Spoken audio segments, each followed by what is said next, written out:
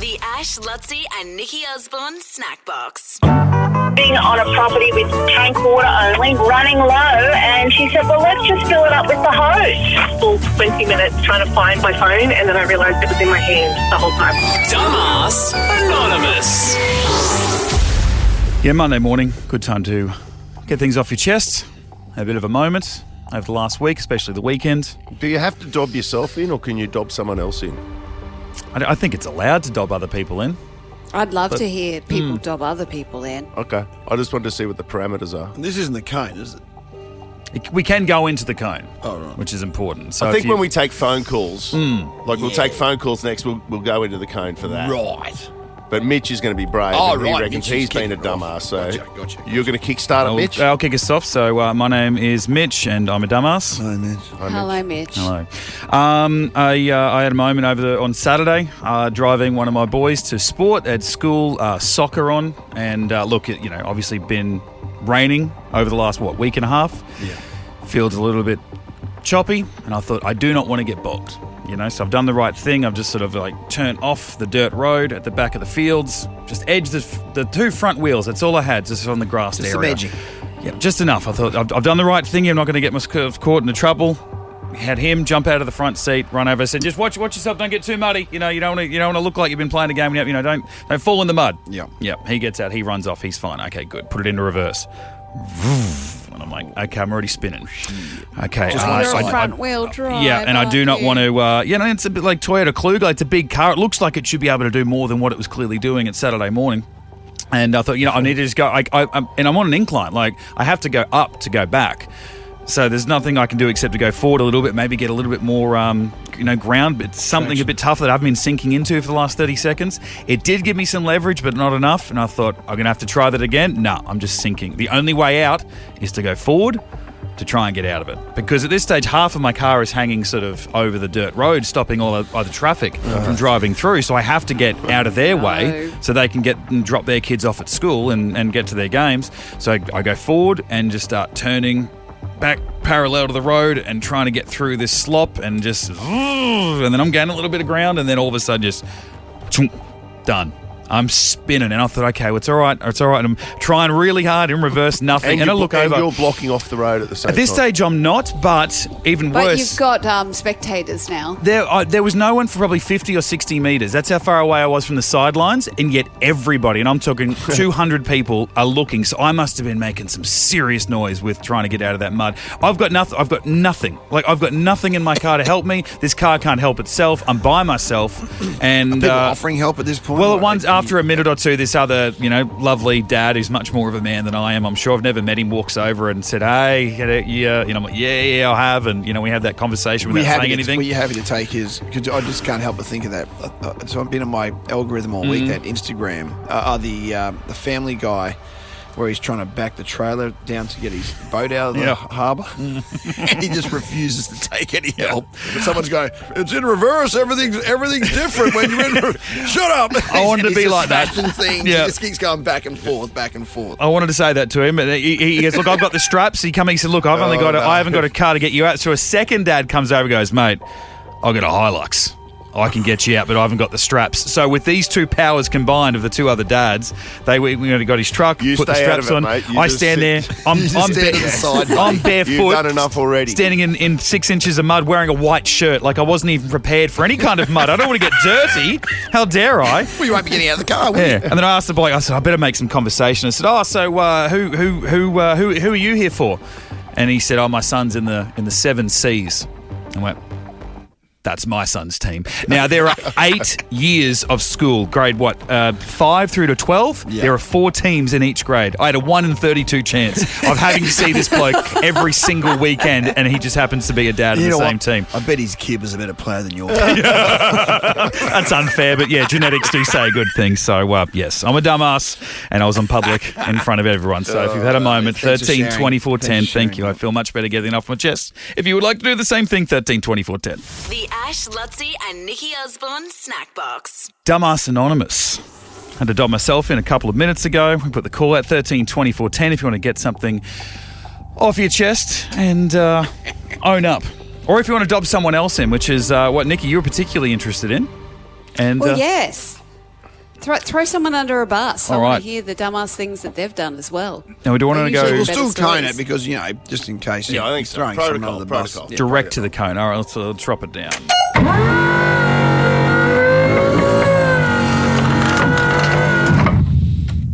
Why are there dried mangoes in here? The Philippine no. type dry mangoes too. Philippine dried mangoes. Are they the same ones that you had from Aldi the other day, or are they different? No, they're from Aldi. So They're like sweet treats. They're still good different, but they're different. Good different. Who left them in here though? I How don't did they know. get in here? I think Maddie Rowe comes in here and meditates sometimes. Does she? That's such a Maddie Rowe thing to do. She comes in She meditate. comes in here with dry mangoes and meditates. Yeah. All right, let's say that to Mel out of Annalee. Yes, Mel. Now, are you dobbing yourself in, or what's you Hell doing? no. This is my daughter. Right. Yeah, see, this is the thing. We're People driving- are happy to talk about dumbass people. Yeah. She's laughing. We were driving back from the Gold Coast on the weekend, and a police targeting sign was on the side of the road, and she said, "Mum, what is fat e-gooey?" And I looked at her and I'm not sure what you're talking about here, babe, but saw the sign, fatigue. Fatiguey. Fatigue. Oh, She could have a job as Siri. driver She's fatiguey. thinking, what are these police targeting? What is fat e-gooey? Police are targeting driver fatiguey. Well, that's not as bad. Remember that Sam? Was it Sam Bacco? Who was it in that when the Australian Rugby League team was in New Zealand? And he said, it was Sam Bacco, yeah. "We're going past." He goes, "Oh, these New Zealand towns have strange names. Look at this one, Takawahe." And they looked up, and it was a fish and chip takeaway shop. Steve Roach, nonetheless. He pulled him up on it. What are you talking about, Sam? That's a takeaway. So your daughter's not I'll alone. tell her It's a to good look company. out for that sign. Takeaway. Okay, Zali out of Pimpama. Yes, Zali. Now, are you the dumbass? I am the dumbass, yes. All right, well, then, official protocol. Go ahead, say what you need to say. Yeah. Hi, my name's Sally and I'm a dumbass. Hi, Zali. Zali. I lost my keys for my car, looked around everywhere, went to the car was unlocking, went back to my car, I was like, no, it's not, it's locked. Turns out they were in my pocket the entire time and the car was automatically unlocking when I was getting next to it. 30 minutes later and we found the keys in my pocket. So You are a dumbass. That's awesome. So you knew they were closed because you could start the car, but you couldn't find them, essentially. Yep, no, we couldn't see. We were like looking under the car, we're looking in the garden bed, thinking I dropped them there. And my partner was going near it and he's like, they're not there. And I was like, no, they have to be. And yeah. In your pocket. That seems to be a once a week we get this Yeah. same Yeah. phone call. Either that or sunglasses on your head. One Yeah. of those. That is dumbass. That's true dumbass. All right, Adam out of Eagle Beat. Bring it home, mate. Hey guys, I'm Adam and I'm a dumbass. Oh, hi, Adam. Yeah, I was driving along yesterday and noticed there was a bit of dirt on my windscreen and, furiously trying to get it off. I think I went through the whole water tank under the bonnet of trying to clean my windscreen, trying to wipe it off, and it wasn't until I got home, took off my sunglasses and realised the dirt was on my glasses. There we go. Back in the sunglass territory. Oh, good one, Adam. That's fantastic. Dumbass. Oh, hang on. I want to dob my mother-in-law in. Yeah. I'm gonna dob weekend her for it. in. You're in the cone. Okay. So do what you want. Yeah, well, my mother-in-law is a dumbass. We were down on the beach down in Victoria, and the Spirit of Tasmania was going past, and she said, "Where does the Spirit of Tasmania go?" I hope you're told us something different. And then she realised, like, 4 Ballarat. seconds later, oh, I'm a dumbass.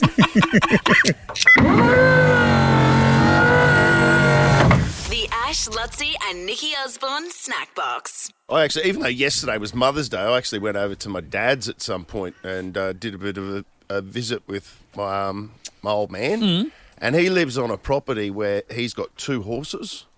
And his horses are like their children. Like Elise is, like she's out there every morning. She cleans the stables and they're going at each other. It seems like the 2 horses are going at each other at the moment. And I'm not a horse guy. Like horses, they kind of freak me out. The only time I've ever had anything to do with a horse was my uncle when I was a kid. He had horses up at Mount Nebo. but they were sort of old horses, and I'd get to sit on Pegasus, and he'd walk Pegasus along, and I'd sit on Pegasus' back, and even then The chance of an incident are fairly low with Pegasus. Yeah, but it was still other than it literally dying while you're on it and crushing you. It's still scary though. Like when I walk up the hill and you're sitting on this thing that's like, what do they weigh? 500 kilo horse? Probably more. I don't even know. But Wait, have you met Pegasus, Lutzy? No, but he's telling me about Pegasus. Yeah, he's before. an old. We've all been there when when you were young. They'd literally walk you around on a horse. But there's nothing. Unless you're I'm watching that bloody Netflix series at the moment. Oh, are you enjoying it? Which is fantastic about the American racing. Kentucky Derby. Derby and the Triple Crown. Yes. But when you watch that sort of gear, Nicky, it gives you an insight into the dangers of being a jockey. Like the way they ride these, they're basically on top of something that weighs as much as a motor car. They're the gutsiest. They're the gut. Their courage is underrated. There's nothing jockeys. fun about getting on a thoroughbred racehorse, like a fully, it's dangerous. And they're jumping on it with hardly any, it's not like a big saddle or anything. No, they're sitting on next to nothing. They're balancing on Yes. top of the thing. It's crazy. I was thinking about that yesterday, going, I don't even know how they get up onto the horse. It's absurd. And I was standing next to the horse yesterday, and I had my runaway bait jacket on. This is an ex-thoroughbred. This is it's an ex-racehorse. It's terrific what they do these days, looking after them, by the way. Ex-racehorse. And it's got its head right next to me. And one thing I remember about the horses is they go, the thing about horses is they can smell fear. Have you ever heard that? Yes. So don't be afraid. Oh, easy. And Dad goes, just be careful of Finn. He'll nibble at you. Well, Finn's got these lips, right? And Finn's got these lips. His lips start coming in. I'm thinking it's like freaking out about the colour of my jacket because I was wearing a Runaway Bay Seagulls jacket, but it was kind of like it's red, white, and blue colours of the club, and I'm like, is it starting to skits out about it's coming, it's right here, and its lips are going, look at and all I could see was its teeth. Yeah, and I don't think I've ever noticed the size of a horse's teeth before. Have you ever seen how big they're huge? Yeah. They have got their teeth. Yeah. Their teeth are huge, and they got like a top and 2 inches long, top and a bottom. Like this thing could rip my face off. This is a whole level of fear of horses that I've never comprehended. Yeah, and he's nibbling kind of at my shoulder, like he's and Dad's going, don't be afraid, he'll smell your fear. And I'm going, well, I am afraid. And I don't care what it can smell right now. I just had to get the hell away. I completely skitzed out. And that would have helped. As I went like this, I pushed away. Yeah, it would have balked. I was freaking out. Then it's moved its head. Yeah. And it's like, it missed me by that much. Yeah. That it was like, if that had connected with me, it's a horse. It would have knocked me unconscious. Its head's bigger than Mitch's. Like they're huge heads. Their heads are massive, and their muscle, the muscle on them. I don't know whether it was the jockey or the trainer with wings, but it's like full on. After one of the big races, they went in to hug it. Might have been the jockey. And it's gone bang, headbutt. So get off me, mate. That'd be nothing to the horse either. I kind of hug like that. That's what you do. I kind of hug like I'm not much of a hugger. When people come to hug me, I kind of bam them you as are well. a bit that way. You'll throw the head around a bit and get those chompers out. The Ash, Lutzy and Nikki Osborne Snack Box. Now, we all know that anything live, particularly live radio, anything can go wrong at any moment, and people judge you on your reaction. Like before my mic failed, I sounded like a robot, I got cut off, and you guys handled it beautifully. And TV's the same, anything live stand-up, you can be shown up. Not so much because of what can happen, it's how you respond to things where you can get seriously judged. For example, this has just happened to a news anchor on Fox News over the weekend. There was a commentator, Cameron Kinsey. She was talking about ideologies or something and then started to blank out, and then she just fainted and fell off a chair at the desk. Yeah, so they're both on the desk, right? They're both on the desk, a bit like Anchorman style. So he's right there next to her. And he's kind of narrating it as she's going down. He's going, oh, there she goes. Oh, dear. And he hasn't moved. Hang on, let's play the audio now. Ideology, or it's not about... Oh my goodness. We're just going to get some help here for Cameron. Let me come back to Lydia while we get some help for Cameron here. Lydia, the President, we're going to go to a break right here. We'll be right back. Yeah, you think, Jonathan Hunt? You think? I Firstly, he didn't move. He was going to get the other woman to make a comment about whatever dopey topic they were talking about. In what world is it more interesting to the audience now when you've just had someone blank out and fall on the floor? And he was close enough to actually... Like help? Actually save her from hitting the floor. He could have actually propped her up and held her. He could have at least got off his grabbed the microphone out of her hand and passed it to Lydia so that she could answer the question. The Ash, Lutzi and Nikki Osborne Snack Box. So we were talking earlier about the Fox News reporter who fainted on air and the response of her co-anchor, which was nothing. He wanted to keep on going on with the news. It reminded me of a play when I was in the UK. Jeremy and I went to see one of our friends' plays, and she kind of warned us. She said, "Oh, look, it's still finding its feet. It was a farce." And we've turned up. It's a big theatre. It's about half full of nanas. And then the play began, and we're about 15 minutes in, and it's just not funny. It's just not happening at all. And then one of the lead actors then tripped, and he's broken his ankle on stage. For real? And for real. So they've kind of put curtains down. He's staggered off, and then we're all sitting there, and then we're all thinking, oh, thank God we get to go early. And then the announcer says over the PA system, our lead actor's broken his ankle. We may have to end the show, but just give us another 5 minutes. So we've got our fingers crossed that we're out. And then they come back and they said, no, he believes he can go on with the show. We're going to continue on. And then the curtains open. Now, all of a sudden, this lead character is in a wheelchair. Come on. And his legs stuck out the front, covered in ice packs.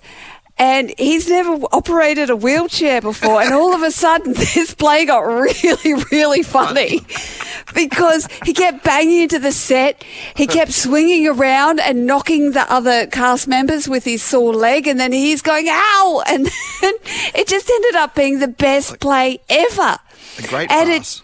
It just reminded me of, this guy on air on Fox. Like, it's really the making of you, how you handle a situation. Yeah.